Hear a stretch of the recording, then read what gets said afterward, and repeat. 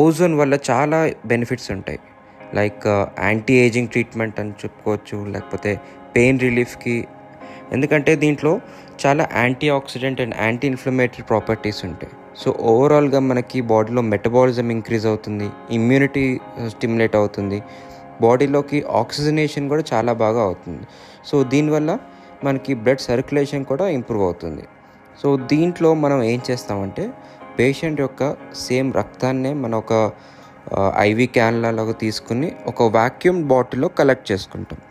ఆ కలెక్ట్ చేసుకుంది ఎంత అమౌంట్ అంటే ఆల్మోస్ట్ 50 to 70 ml వరకు ఉంటుంది. సో ఈ వాక్యూమ్ బాటిల్లో మనము ఆల్రెడీ హిపరనైజ్ చేసి పెట్టుకుంటాం. అంటే బ్లడ్ కోఆగులేట్ కాకుండా, అంటే రక్తం గడ్డ కట్టకుండా తీసుకునే ఒక చిన్న మెడిసిన్స్ తోటి దాన్ని అంతా ఇన్ఫ్యూజ్ చేస్తాం అన్నమాట.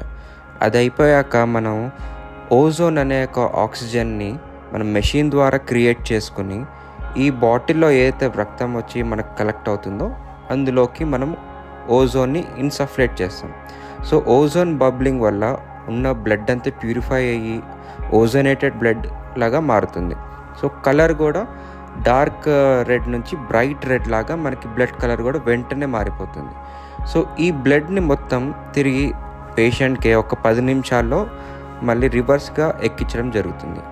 సో ఇలాగా ఒక 10-15 మినిట్స్లో చాలా ఈజీగా అయిపోయే ట్రీట్మెంట్. మల్టిపుల్ బెనిఫిట్స్ అయి ఉంటాయి. అండ్ ఒక విధంగా చెప్పుకోవాలంటే ఏజ్ రివర్సింగ్ అని కూడా చెప్పుకోవచ్చు. సో ఓవరాల్గా మనకి బీపీ కంట్రోల్ అవుతుంది, షుగర్ కంట్రోల్ అవుతుంది, ఆక్సిజనేషన్ బాగా పెరుగుతుంది. ఎటువంటి ఆటో ఇమ్యూన్ డిజార్డర్స్ అంటే కీళ్ళవాతం కానీ, సోరియాసిస్, రుమటాయిడ్ ఆర్థరైటిస్, ఎన్ని మల్టిపుల్ బాడీ పెయిన్స్ ఉన్నా కానీ వాళ్ళకి చాలా మంచి ఉపశమనం కలుగుతుంది.